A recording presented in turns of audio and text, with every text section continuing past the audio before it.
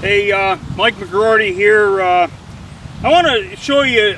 I'm standing here in the field. I've got these are lavender twist redbud, which is a weeping tree. And one of the things that most people don't understand about weeping trees is that the only thing they want to do is weep.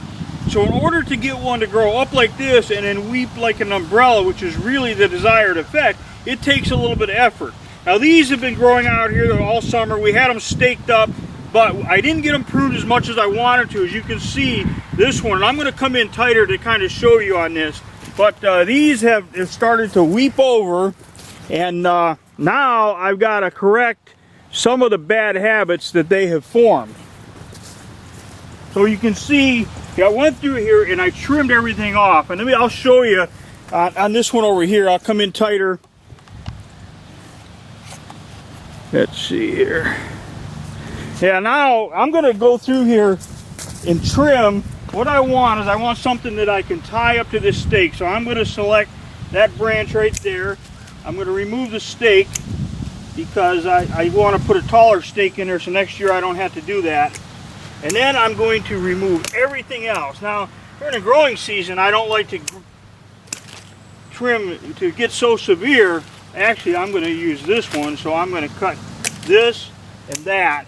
Now basically I'm going to take what I've got left and I'm going to attach it to a stake, and as you can see it's going to have a crazy twist to it, but that's what I like. I like for them to have some very interesting look to them and some character. So let me take a break here and I'll get a stake. Alright, now I'm going to take this and I'm going to try and train it up, but these have gotten a little bit brittle because it's getting late in the season.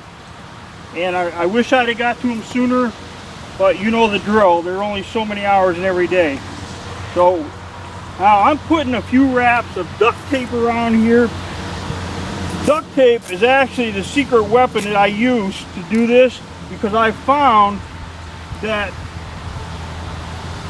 duct tape will hold the plants in place for now. And they make tree tying tape and stuff, but when I'm trying to really, I got to fight with something to get it up there where it belongs, the duct tape kind of works better when these are so rigid. So much for live TV, huh? It's wet and dirty, muddy out here, so I'm trying to keep the tape somewhat dry. Now this one has been hooked over and it's not going to like being tied up, which is why I'm going to use the duct tape, because it's actually trying to pull back down. So I'll put a tight wrap on there.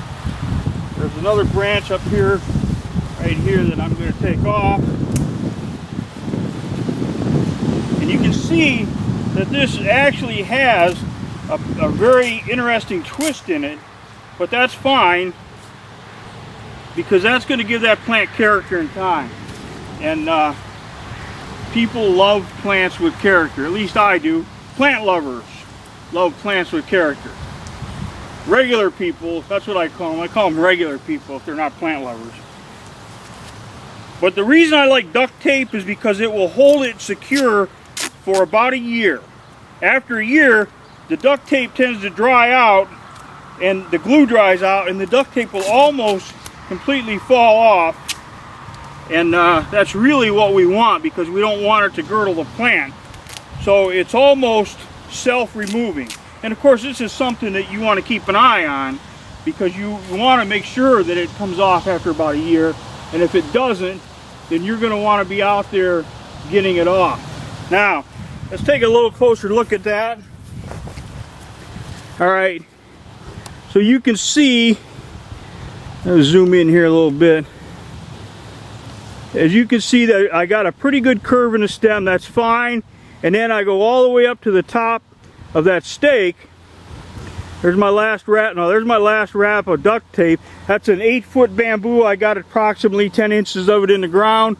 That's as high as I'm going to let it get, because that's as high as I can reach. So now I'm gonna develop a head on the top of this thing like an umbrella, and as that happens, I will start removing lower branches as they come out. I leave them on here for a while because I want lots of leaves on the tree, so that I've got plenty of photosynthesis going on and the plant is healthy and happy and doing what it's supposed to do. But I don't want to let them get much more than 1/4 inch in diameter, because then when you remove them it could leave a bit of a scar. But again, you can see that's kind of an interesting, going to be a very interesting tree. That's a lavender twist redbud. And if you go to freeplants.com or mikesbackyardnursery.com, we're going to put a picture of a really nice lavender twist redbud. Absolutely beautiful. Because right now this thing looks like a crooked stick growing in a field. Trust me, it's a beautiful plant, and it's something that a lot of people want. They're very expensive. If you buy them in a garden center, 8-10 foot tall with a head, they can go anywhere from, you know, the cheapest ones I've ever seen are $50 or $60, and I've seen them all the way up to $300, $400, $500. So again, very interesting plant. And that's any kind of weeping plant, you've got to train it so it's not a weeping plant. And because that's what they want to do, they want to weep and hoop over just like that. And as you look down through this row, you can see the growth habit. That's what they do. They all the new growth that comes out and weeps over. And that's, of course, is what makes it a very interesting plant.